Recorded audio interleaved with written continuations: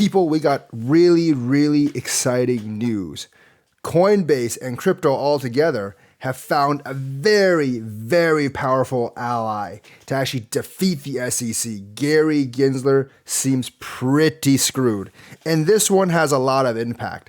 The massive ally we're talking about is the U.S. Chamber of Commerce, the biggest business organization in the world, and also, more importantly, the biggest lobbyist and one of the biggest donors in the world to political parties. Now, they do donate more to the Republican Party than the Democratic Party, but they still donate hundreds of thousands of dollars to the Democratic Party. They donate a lot more to the GOP because the GOP is more business oriented, but in the recent elections, they've actually donated quite a bit to the Democratic Party as well.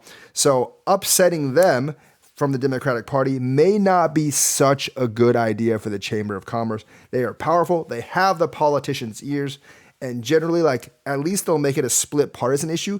If not, they'll donate some money to some of the Democratic members and they'll make it a bipartisan issue that Gary Gensler can't win. I bet Gary Gensler's shaking in his boots now because he is kind of screwed attracting these kind of adversaries. And they've gone all in on backing Coinbase. They not only said what the SEC was doing was unfair, but they actually straight up said it was illegal and unlawful.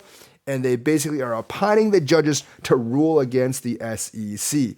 Basically, they said the SEC was an unlawful gang, basically picking on the crypto industry using their government position. And they straight up said Gary Gensler himself was a thug, basically like a thug boss trying to pick on people and basically spread his own legacy. And they said, we believe that these actions are detrimental to the industry and also detrimental to the finances of the United States. So the Chamber of Commerce, which is basically a club of fat cats and industry leaders and financial leaders, have come together to say this opinion. Why is this important? Because everyone suspects that the entire financial industry is against crypto. That's not true at all. In fact, a lot of the financial industry is actually pro-crypto. There's probably still a couple of big banks that are in the SEC's ear that are trying to move them against crypto, maybe like JP Morgan and some others that don't really like crypto at all.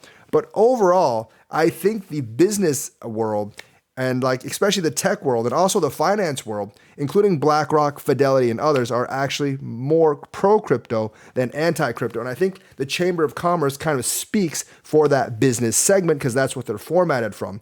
If all their members were very anti-crypto, I don't think they would come out and say this message, basically saying that the SEC are straight up thugs, but they kind of did. So my guess is that the members of the Chamber of Commerce, which by far, remember, is the biggest lobbying group in the biggest financial lobbying group in Washington, D.C.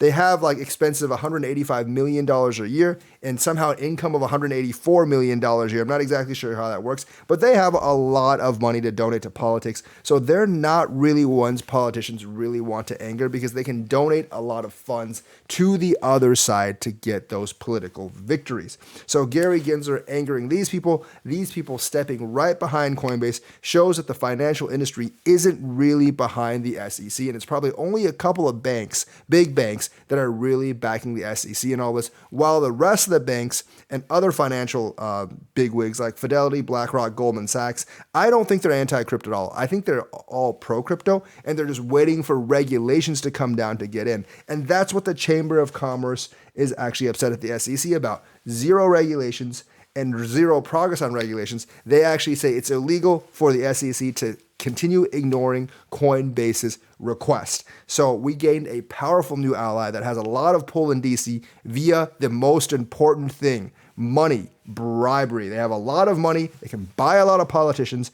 And that's why they're important as a really, really strong new ally in the Coinbase case. And I think they'll probably tack on to Grayscale and maybe even the Ripple case as well. But right now, I would be happy if any of those three cases were actually won. Right now, they're back in Coinbase with a staking case, and I do believe they will make a lot of inroads to crypto. They're demanding regulations from the SEC, and they do hold a lot of financial power. So very, very good news. So let me know what you think. Like and subscribe. Hit that bell notifications button. Thank you, and have a nice day.